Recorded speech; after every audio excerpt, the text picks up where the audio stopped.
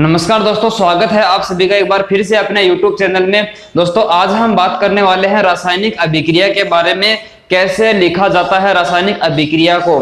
तो आप सबको ये चीज तो पता होगा कि रासायनिक अभिक्रिया किसे कहते हैं। हम जानते हैं कि यदि किसी पदार्थ में रासायनिक परिवर्तन होता है और नए गुणों वाले पदार्थ का निर्माण होता है तो ऐसे परिवर्तन को हम रासायनिक अभिक्रिया कहते हैं। ठीक है सर, पता है रासायनिक अभिक्रिया कहते हैं। अच्छा, इसके अलावा एक चीज और कि अभिकारक और उत्पाद किसे कहते हैं। अभिकारक आपको पता है कि अभिक्रिया में भाग लेने वाले पदार्थों को अभिकारक कहते हैं, और अभिक्रिया के पूर्ण होने के फलस्वरूप है ना, कंप्लीट होने के बाद में जो पदार्थ बनता है, सब्सटेंस बनता है, उसको आपने क्या बोला, प्रोडक्ट बोला, उत्पाद बोलते हैं। ठीक है, तो रिएक्टेंट किसको बोलेंगे, जो सब्सटेंस यूज हो रहे हैं किसी केमिकल रिएक्शन में उसको रिएक्टेंट बोलेंगे, और प्रोडक्ट आपको पता ही है जो सब्सटेंस फॉर्म हो रहा है उसको आपने प्रोडक्ट बोल दिया। अब देखिए कि रासायनिक अभिक्रिया होती है उसको हम लिखते कैसे हैं। रासायनिक अभिक्रिया को दोस्तों हम दो तरीके से लिख सकते हैं। अब दो तरीके कौन कौन से हैं। सबसे पहला तरीका अपने पास है वो है शब्द समीकरण, मतलब वर्ड इक्वेशन के फॉर्म में आप लिख सकते हो उसको। दूसरा तरीका है वो है रासायनिक समीकरण के तौर पर आप लिख सकते हो, केमिकल इक्वेशन की फॉर्म में आप उसको लिख सकते हो। तो सबसे पहले बात करते हैं कि ये शब्द समीकरण क्या होता है भाई। शब्द समीकरण आपको पता है कि सबसे पहले कोई भी रिएक्शन होती है तो हम उसको सेंटेंस की फॉर्म में बोलते हैं। जैसे कि मैग्नीशियम की जो रिबन है, magnesium ribbon is burn with presence of oxygen, मतलब ऑक्सीजन की उपस्थिति में मैग्नीशियम के रिबन को जब जलाया जाता है तो हमारे पास मैग्नीशियम ऑक्साइड बनता है। इस प्रकार पूरा वाक्य आपने बोला तो हो सकता है 1 लाइन और 2 लाइन आपकी फील हो जाए, लेकिन अगर हम इसको थोड़ा सा शॉर्टकट फॉर्म में लिखना चाहें तो आप क्या करोगे, रिएक्टेंट और प्रोडक्ट के ओनली नाम लिख दोगे, ओनली रिएक्टेंट और प्रोडक्ट के नाम लिखोगे आप, है ना। तो इस प्रकार की जो इक्वेशन बनती है उसको आप शब्द समीकरण बोलते हो, वर्ड इक्वेशन बोलते हो। मतलब ऐसी इक्वेशन है जिसके अंदर रिएक्टेंट और प्रोडक्ट, अभिकारक और उत्पाद के नाम यूज किए जाते हैं, उसको आप बोलते हो। तो जैसे कि मैंने बोला कि मैग्नीशियम है, उसका नाम लिख दिया हमने, ऑक्सीजन है, दोनों ने आपस में अभिक्रिया करी और दोनों ने क्या बना दिया, मैग्नीशियम ऑक्साइड का निर्माण कर दिया। जब हम मैग्नीशियम का रिबन होता है ना उसको गर्म करते हैं, मतलब आग लगाते हैं उसको ऑक्सीजन की उपस्थिति में, तो मैग्नीशियम ऑक्साइड बनता है। अब बात तो ये हो गई, ठीक है सर शब्द समीकरण मेरे को थोड़ा थोड़ा समझ में आ रहा है कि शब्द समीकरण में हम शब्द लिख देते हैं, अभिकारक और उत्पाद को शब्दों के रूप में लिख देते हैं। इतनी बात समझ में आ गई। तो क्या कुछ तकनीक होती है, कुछ प्रोसेस होती है लिखने की। हाँ, प्रोसेस होती है। सबसे पहले हम बोलेंगे कुछ नियम होते हैं, उन नियमों को फॉलो करके, उन नियमों को हमें पालन करके क्या कर सकते हैं, अभिक्रिया को लिखना चाहिए अपने को। कैसे लिखते हैं, सबसे पहली बात ये कि अभिकारक को बाईं तरफ लिखते हैं हमेशा। जैसे कि मैं यहाँ पर लिख रहा हूं कुछ, तो ये मेरा दायां भाग होगा, राइट हैंड साइड होगा, और ये लेफ्ट हैंड साइड होगा। तो जो रिएक्टेंट होते हैं उनको हम लेफ्ट हैंड साइड की तरफ लिखते हैं, ठीक है, और जो प्रोडक्ट होते हैं उनको हमें राइट हैंड साइड की तरफ लिखते हैं, दाईं तरफ लिखते हैं। इतनी बात समझ में आ गई। अगर रिएक्टेंट और प्रोडक्ट दो या दो से अधिक है, जैसे कि यहाँ पर 2 रिएक्टेंट है, तो उनके बीच में क्या करोगे आप, प्लस का साइन लगाओगे, प्लस का चिन्ह लगाओगे, ठीक है। तो प्लस का साइन हम यूज करेंगे बिटवीन देम, किसके बीच में, रिएक्टेंट और प्रोडक्ट। अगर 2 से मोर हैं तो हम क्या करेंगे, 2 से ज्यादा है तो उनके बीच में प्लस का चिन्ह लगाएंगे, नॉर्मल है। अगला नियम क्या है, सबसे मोस्ट है कि एक तीर का चिन्ह हम यूज करते हैं, और तीर के चिन्ह की जो डायरेक्शन होती है, दिशा होती है, वो किस तरफ होती है, प्रोडक्ट की तरफ होती है। ये वाले क्या है भाई, प्रोडक्ट है, ये मैग्नीशियम ऑक्साइड क्या है, प्रोडक्ट है, और ये वाले क्या है, रिएक्टेंट है, अभिकारक है, ठीक है। अच्छा, तो इसका मतलब ये हो गया सर कि अभिकारक को हम बाईं तरफ लिखेंगे और प्रोडक्ट है, उत्पाद है, उनको हम राइट हैंड साइड की तरफ लिखेंगे, दाईं तरफ लिखेंगे, तीर का चिन्ह लगाएंगे और उसकी दिशा किधर होगी, उत्पाद की तरफ होगी। एक चीज और बता दूं, वैसे तो मैं आगे बताने वाला था इस बात को, लेकिन अभी सुन लीजिए कि मैंने बोला कि कोई भी पदार्थ होता है वो ठोस, द्रव या फिर गैस या फिर जल में घुली हुई अवस्था में मिल सकता है अपने को। तो जो भौतिक अवस्था होती है वो आप लिखते हो इनके आगे। जब अभी हमें रासायनिक अभिक्रिया लिख रहे होते हैं, कोई भी समीकरण लिख रहे होते हैं, तो उसके अंदर अभिकारक और उत्पाद की भौतिक अवस्था आप जरूर लिखते हो। भौतिक अवस्था जैसे ठोस के लिए आप क्या करोगे, सॉलिड अगर सब्सटेंस है तो उसके लिए ब्रैकेट में एस लिख दोगे। जैसे मैग्नीशियम है वो सॉलिड है तो हम यहाँ पर एस लिख देते हैं। ऑक्सीजन क्या है, गैस ये अवस्था में है तो हम जी लिख देते हैं, ठीक है। और अगर कोई द्रव्य अवस्था में होती है तो उसके लिए लिक्विड लिखते हैं। और कोई जल में घुली हुई अवस्था में होता है तो उसके लिए हम एक्वस लिखते हैं ब्रैकेट में कोष्टक में उसके आगे। मैग्नीशियम ऑक्साइड है, ये राख ही है एक प्रकार की, तो सॉलिड अवस्था में होगी, इसलिए हम इसको इसके आगे एच लिखते हैं। तो ये कुछ नियम है छोटे छोटे रासायनिक अभिक्रिया को लिखने के। तो ये क्या है, rule for writing a chemical equation. अब हम बात कर लेते हैं दूसरे तरीके की। दो प्रकार से हम रासायनिक अभिक्रिया को लिख सकते हैं, शब्द समीकरण के रूप में और रासायनिक समीकरण के रूप में। रासायनिक समीकरण के रूप में आप कैसे लिखोगे? रासायनिक समीकरण में सीधी सी बात है कि अभिकारक और उत्पाद को उनके प्रतीक सिंबल की फॉर्म में हम लिखते हैं। सबको पता है कि हम कोई भी तत्व होता है उसके लिए कोई ना कोई सिंबल हमारी आवर्त सारणी में होता है। सिंबल आपको पता है कि हम जब पीरियोडिक टेबल पढ़ते हैं तो उसके अंदर हर एक एलिमेंट के लिए एक सिंबल जरूर है। जैसे कि मैग्नीशियम के लिए Mg सिंबल होता है, ऑक्सीजन के लिए सिंबल यूज किया गया है O, आयरन लोहे के लिए Fe यूज किया गया है, हाइड्रोजन के लिए आपको पता है H यूज किया गया है। तो इस प्रकार से सिंबल होते हैं किसी भी एलिमेंट को प्रेजेंट करने के लिए, शो करने के लिए, ठीक है। तो इसी के अंदर हम इसी जो रिएक्शन है इस रिएक्शन को केमिकल इक्वेशन की फॉर्म में लिखना चाहें तो कैसे लिखोगे? मैग्नीशियम के लिए सिंबल आपको सबको पता है क्या होता है, मैग्नीशियम Mg क्या होता है, मैग्नीशियम के लिए सिंबल क्या होता है सबको पता है, Mg होता है। प्लस ऑक्सीजन के लिए सिंबल होता है O। लेकिन जब हमारा एनवायरमेंट है उसके बारे में हम बात करें तो एनवायरमेंट के अंदर ऑक्सीजन सिंगल नहीं मिलता, डबल फॉर्म में मिलता है ऑक्सीजन, तो मॉलिक्यूल फॉर्म में मिलता है, सबको पता है। अब हम बात करें आगे, एरो का साइन लगाएंगे और मैग्नीशियम ऑक्साइड को हम कैसे लिखेंगे? तो मैग्नीशियम ऑक्साइड का फॉर्मूला होता है MgO, मैग्नीशियम ऑक्साइड। तो इस प्रकार से ये जो मैंने लिखा है ये क्या है, एक केमिकल इक्वेशन है। केमिकल इक्वेशन लिखा है हमने, ये सॉलिड फॉर्म में है, ये गैसियस फॉर्म में है और ये भी सॉलिड फॉर्म में है। इस प्रकार से आपने केमिकल इक्वेशन लिखी, रासायनिक समीकरण लिखा। मेरे ख्याल से इतनी बात आपको समझ में आई होगी। अब थोड़ी सी और आगे हम बात कर लेते हैं। देखो कैसे दोस्तों, एक चीज मैं आपको ये बता देता हूं कि सामान्यतः और ज्यादातर हमारी किताबों में आगे जब भी हम पढ़ेंगे, जो कुछ भी रासायनिक अभिक्रिया के अंदर पढ़ेंगे, वहां पर हम शब्द समीकरण वर्ड इक्वेशन कभी काम में नहीं लेंगे।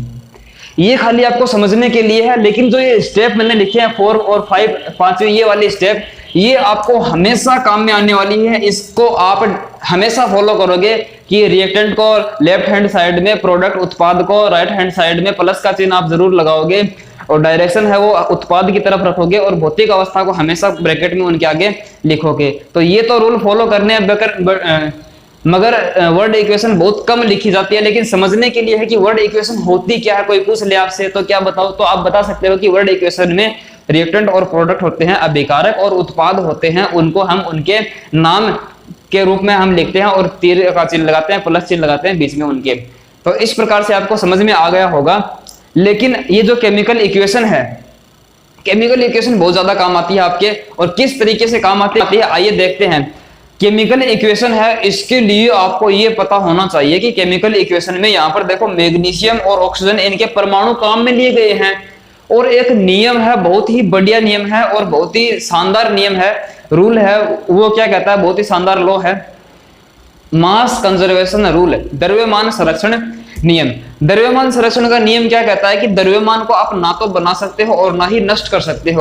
मास can not be form neither be destroy. बहुत ही अच्छा शानदार रूल है। मतलब द्रव्यमान को आप ना ही तो बना सकते हो ना ही नष्ट कर सकते हो। लेकिन यहाँ पर अगर मैं ध्यान दूं आपका, तो यहाँ पर मैग्नीशियम अभिकारक जो हमने लिए थे उसके अंदर मैग्नीशियम कितना है, एक ही परमाणु है, और उत्पाद के अंदर भी एक ही मैग्नीशियम का परमाणु। यहाँ तक कोई लड़ाई वाली बात नहीं है। लेकिन अगर मैं बात करूं अभिकारक के अंदर हमने 2 ऑक्सीजन के परमाणु लिए थे, और जब हम उत्पाद के अंदर देख रहे हैं तो ऑक्सीजन के तो एक ही परमाणु बचा है। इसका मतलब क्या हुआ पता है आपको? इसका मतलब ये हुआ कि आपको मैंने 2 ऑक्सीजन दिए थे और आपने क्या कर दिया, एक ऑक्सीजन को नष्ट कर दिया। लेकिन द्रव्यमान संरक्षण का नियम कहता है कि आप ना तो नष्ट कर सकते हो ना ही बना सकते हो। तो आपने नष्ट कैसे किया, है ना, डिस्ट्रॉय कैसे किया? तो इसलिए यहां पर हम बात करते हैं रासायनिक अभिक्रिया को संतुलित करने की, मतलब केमिकल रिएक्शन को बैलेंस करने की हम बात अब करने वाले हैं। ठीक है, तो मतलब इस साइड में और इस साइड में दोनों तरफ एटम के नंबर है वो सेम होने चाहिए। तो आइए अब हम सीखते हैं how to balance a chemical reaction. बहुत ही मोस्ट टॉपिक है, बहुत ही मजा आने वाला है सीखने में। और बहुत ही पॉपुलर टॉपिक है। बहुत से लोगों को इसके अंदर डाउट रहता है कि how to balance chemical reaction. तो हम मजे से समझेंगे और बहुत ही शानदार तरीके से समझेंगे, बहुत ज्यादा हार्ड नहीं है। बस प्रॉब्लम आपके माइंड में है कि ये हार्ड है और आप बार बार बोलते हो तो माइंड उसको हार्ड समझने लगता है। बाकी हार्ड कुछ नहीं है, बहुत ही इजी है। How to balance chemical reaction मतलब रासायनिक अभिक्रिया को संतुलित करना बहुत ही इजी होता है। चलो आइए देखते हैं कैसे रासायनिक अभिक्रिया को संतुलित करते हैं। तो आइए दोस्तों, अब हम देख लेते हैं सबसे पहले तो द्रव्यमान संरक्षण का नियम, मास कंजर्वेशन रूल, और उसके बाद में आपको बताऊंगा कैसे आप रासायनिक अभिक्रिया को संतुलित कर सकते हो। बहुत ही आसान तरीका, एकदम इजी वे में आप कर पाओगे, आसान तरीके से आप कर पाओगे। देखो कैसे। मास कंजर्वेशन रूल क्या बोलता है, द्रव्यमान संरक्षण नियम क्या बोलता है कि किसी भी अभिक्रिया में कोई भी तत्व है उसके परमाणुओं की जो संख्या है अभिक्रिया से पहले और अभिक्रिया से बाद में समान रहती है ना। किसी अभिक्रिया में किसी तत्व के परमाणु की संख्या अभिक्रिया से पहले तथा अभिक्रिया के बाद में समान रहती है। इंग्लिश मीडियम वाले क्या बोलेंगे, the number of atom of each element remain the same before and after the chemical reaction. ठीक है, ये तो हो गया मास कंजर्वेशन रूल। अब बात आती है समीकरण को संतुलित करना, बैलेंस द केमिकल इक्वेशन। तो बैलेंस कैसे करेंगे, इसके लिए अपने को एक एग्जांपल लेना पड़ेगा और एग्जांपल के थ्रू हमको समझना पड़ेगा। एग्जांपल क्या लेते हैं कि सबको पता है जब आयरन होता है ना, आयरन लोहा, आयरन का सिंबल सबको पता है Fe होता है। जब आयरन को हम जल के साथ में अभिक्रिया करवाते हैं तो आयरन का ऑक्साइड बनता है, लोहे का ऑक्साइड बनता है Fe3O4, ये बनता है और साथ में हाइड्रोजन गैस रिलीज होती है।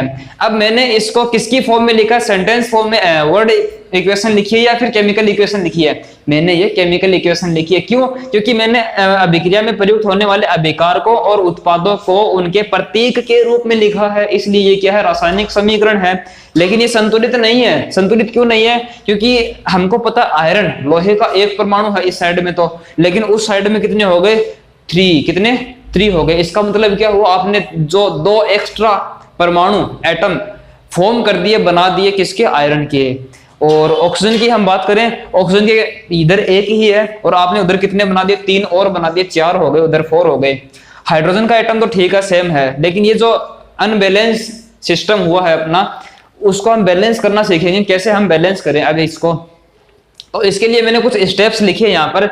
उन स्टेप्स को हम फॉलो करेंगे और फॉलो करके आप बताओगे कि कैसे इसको एक बैलेंस केमिकल इक्वेशन के अंदर कन्वर्ट करना है। सबसे पहले आप क्या करोगे, जितने भी अपने पास रिएक्टेंट और प्रोडक्ट हैं उनके जो फॉर्मूले हैं उनके चारों तरफ एक बॉक्स बनाओगे।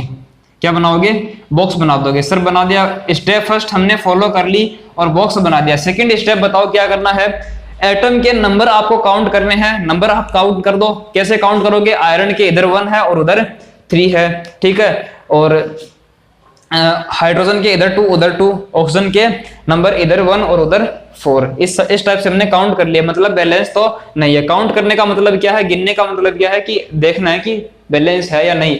पता चले कि दोनों तरफ बैलेंस है तो फिर भी आप लगे रहे हो, तो ऐसा नहीं करना, काउंट करके देख लेना पहले। अगर बैलेंस नहीं तो फिर बैलेंस करना है। मैक्सिमम नंबर ऑफ एटम को संतुलित करना है सबसे पहले। थर्ड जो अपनी स्टेप होगी वो क्या होगी, मैक्सिमम नंबर ऑफ एटम, मतलब जो परमाणु है सबसे ज्यादा परमाणु किसके हैं, तो उसको आप सबसे पहले बैलेंस करोगे। मेरे को सबसे ज्यादा परमाणु यहाँ पर ऑक्सीजन के दिख रहे हैं, इधर 4 है और इधर ओनली 1 है। तो इसको ऑक्सीजन को 4 करने के लिए मल्टीप्लाई करना पड़ेगा किसी नंबर से। अगर मैं बोलूं ये 1 है और इधर क्या है, 4 है, इस 1 को 4 बनाने के लिए क्या करना पड़ेगा, मेरे को 4 से मल्टीप्लाई करना पड़ेगा। तो ये भी 4 हो जाएगा और ये भी 4 हो जाएगा, ठीक है। तो इसका मतलब मैं क्या करने वाला हूं, अब इसको 4 से मल्टीप्लाई करूंगा। क्या करूंगा, 4 से मल्टीप्लाई करूंगा और ऑक्सीजन के एटम कितने हो जाएंगे, 4 हो जाएंगे।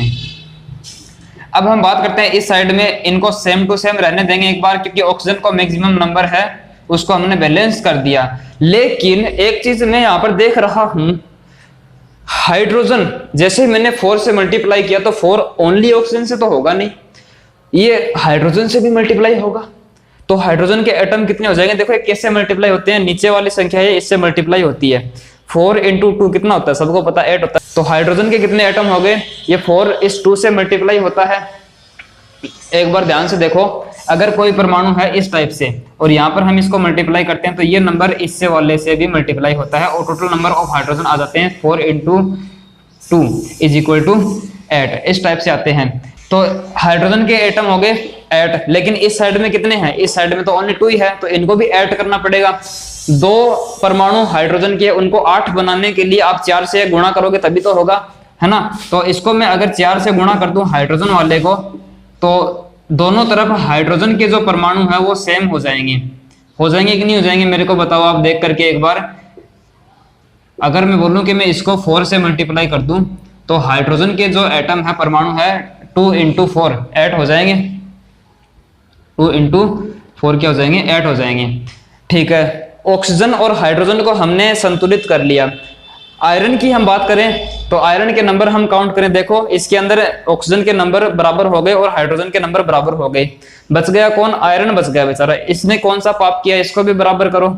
इधर हम आयरन के टोटल नंबर देख रहे हैं, आयरन के कितने हैं, 3 है, और इस साइड में नंबर कितने हैं, ओनली 1 है। तो इसको 3 करने के लिए कितने से मल्टीप्लाई करें, हाँ शाबाश, 3 से मल्टीप्लाई हम करेंगे। अब इस तरीके से जब आप देख रहे हो तो सभी के नंबर बराबर हो गए हैं, मैक्सिमम नंबर को हमने संतुलित कर दिया। और बाद में 4th और 5th स्टेज जो अपनी बुक में दे रखी है, इनको अलग अलग करके दे रखा है। पहले हाइड्रोजन को बैलेंस किया, बाद में आयरन को बैलेंस किया, जो बच गया लास्ट में उसको। तो मैंने क्या बोला, 4 और 5 दोनों को हम क्या करेंगे, साथ में लिख लेते हैं। अदर एटम जो बच गए, ऑक्सीजन के अलावा जो एटम बच गए, उनको हम अदर में शामिल कर लेते हैं। हाइड्रोजन और आयरन को अदर में शामिल करके उनको बैलेंस कर दिया हमने, अच्छी बात है। Remove box and check the correctness. अब ये जो बॉक्स आपने बनाए हैं इनको हटा दो और चेक करो कि करेक्ट है कि नहीं दोनों तरफ। तो देखो मैं क्या कर रहा हूँ, बॉक्स को हटा दे रहा हूँ और 4H2O = Fe3O4 + 4H2, और इनके अंदर एटम काउंट कर लो, करेक्टनेस उसको हम काउंट कर ले। इधर आयरन के एटम 3 है, इधर भी 3 है। हाइड्रोजन के एटम कितने हो गए, 4 दूनी 8, और इधर भी हाइड्रोजन के एटम 4 × 2 8। ऑक्सीजन के नंबर हम बात करें तो इधर 4 हैं, ठीक है। ये 4 सभी से मल्टीप्लाई होगा भाई, हाइड्रोजन से और ऑक्सीजन से, तो 4 ऑक्सीजन है इस साइड में और इस साइड में भी कितने हैं, 4 है। तो करेक्टनेस की हमने जांच कर ली, टेस्ट कर लिया, ठीक है, चेक कर लिया। तो अब हम सिंबल्स का यूज करेंगे ऑफ भौतिक अवस्था, मतलब भौतिक अवस्था के जो प्रतीक होते हैं उनको हम काम में लेते हैं। सबको पता है कि आयरन होता है वो ठोस अवस्था में मिलता है भाई, आपको क्या मिलता है, सॉलिड स्टेट में मिलता है। और सबको ये भी पता है कि जो वाटर होता है, पानी होता है, वो लिक्विड स्टेट में मिलता है अपने को।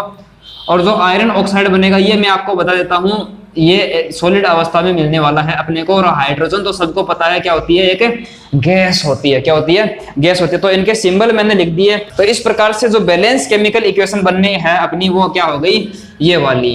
ये क्या है, एक बैलेंस केमिकल इक्वेशन है, इससे हमने ये बनाया है, ठीक है। तो समझ में सबको आ गया होगा मेरे ख्याल से। बस करना कुछ नहीं है, इसको हमने वापस से वही लिखा है, बॉक्स को हटा करके लिख दिया, और इनके भौतिक जो प्रतीक हैं वो हमने लिख दिए।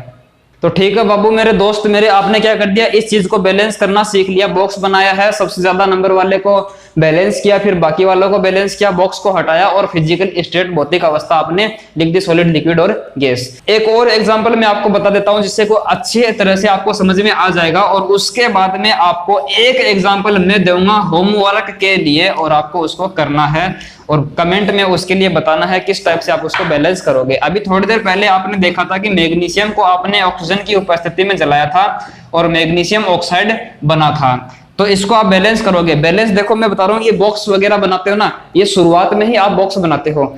जैसे जैसे आपका अभ्यास हो जाएगा ना, तो बिना बॉक्स के भी आप केवल इक्वेशन को देख करके फटाफट यहाँ पर नंबर लगाना सीख जाओगे। जैसे जैसे चैप्टर फिनिश होने को आएगा ना, तो इतना तैयार कर दूंगा आपको, इतना प्रैक्टिस करा दूंगा आपकी, कि आप बॉक्स वगैरह बनाना भूल जाओगे और डायरेक्ट चुटकियों के अंदर आप इसको क्या कर दोगे, बैलेंस कर दोगे, ठीक है। तो जल्दी से देख लो, मैग्नीशियम, मैग्नीशियम सबसे ज्यादा एटम कौन से है भाई, ऑक्सीजन है। ऑक्सीजन इधर 2 और इधर ओनली 1 है, तो 1 को 2 करने के लिए 2 से मल्टीप्लाई करना पड़ता है, सबको पता है। लेकिन यहाँ पर जब मैंने 2 लगाया तो मैग्नीशियम के एटम भी कितने हो गए, 2 हो गए। तो इस साइड में भी 2 करने पड़ेंगे, तो मैग्नीशियम को भी आपने क्या कर दिया, 2 कर दिया, ठीक है। तो ये क्या हो गई, एक कंप्लीट केमिकल इक्वेशन हो गई, बैलेंस केमिकल इक्वेशन हो गई। बॉक्स बनाने की जरूरत ही नहीं पड़ी ना हमको, देख लो बॉक्स बनाने की कोई जरूरत नहीं पड़ी, हमने डायरेक्ट देख लिया कि किस टाइप से नंबर काउंट करके, और नंबर काउंट करके हमने जो मैक्सिमम नंबर थे उसको पहले बैलेंस कर लिया ऑक्सीजन को, और बाद में जो बच गया उसको बैलेंस बाद में कर लिया। इसी टाइप से आपको शॉर्टकट तरीके से भी बैलेंस करना आना चाहिए, ताकि एग्जाम में जब बैठो तो वहां पर ये नहीं बोलेगा कि कौन कौन सी स्टेप आपने फॉलो करी, वो एग्जाम में आपसे पूछेगा कि कोई केमिकल रिएक्शन है इसको बैलेंस करो, तो बैलेंस आप उसको डायरेक्ट कर सकते हो, कोई स्टेप फॉलो नहीं करनी, आपको डायरेक्ट इस टाइप से लिख के आना, एक ही लाइन में आप उसका जवाब दे के आओगे और आपको पूरे के पूरे नंबर मिलने वाले हैं। अब ये जो मेथड है हमने बैलेंस किया है, रासायनिक समीकरण को बैलेंस किया है, उसको आप बोलते क्या हो, ये जो तकनीक है उसको क्या बोलते हो, हिट एंड ट्रायल मेथड बोलते हो। क्या बोलते हो इसको, हिट एंड ट्रायल मेथड हम इसको बोलते हैं। तो आज आपने सीखा कि रासायनिक अभिक्रिया कैसे लिखते हैं और कैसे उसको संतुलित करते हैं। होमवर्क के लिए आपको मैं क्वेश्चन दे रहा हूं कि कोई मेरे पास एक रिएक्शन है, जैसे कि मैं बोल दूं AgCl है, वो टूटता है Ag में और प्लस Cl2 में, इसके अलावा AgBr है, वो ब्रेक डाउन होता है Ag में और Br2 के अंदर। ये बैलेंस नहीं है, केमिकल इक्वेशन बता रहा हूं मैं आपको, बैलेंस नहीं है, इसको आपको क्या करना है, बैलेंस करना है। अभी ये है नहीं, इसको आपको बैलेंस करके कमेंट में लिखना है। तो आई होप आज की क्लास आपको अच्छे से समझ में आई होगी। अच्छा लगा तो वीडियो को लाइक कर सकते हो, चैनल को सब्सक्राइब करके पास वाले बेल आइकन को दबा सकते हो, क्योंकि अगला जो वीडियो मैं अपलोड करूंगा तो आपको नोटिफिकेशन मिल जाएगा। मिलते हैं अगले वीडियो में, तब तक के लिए धन्यवाद।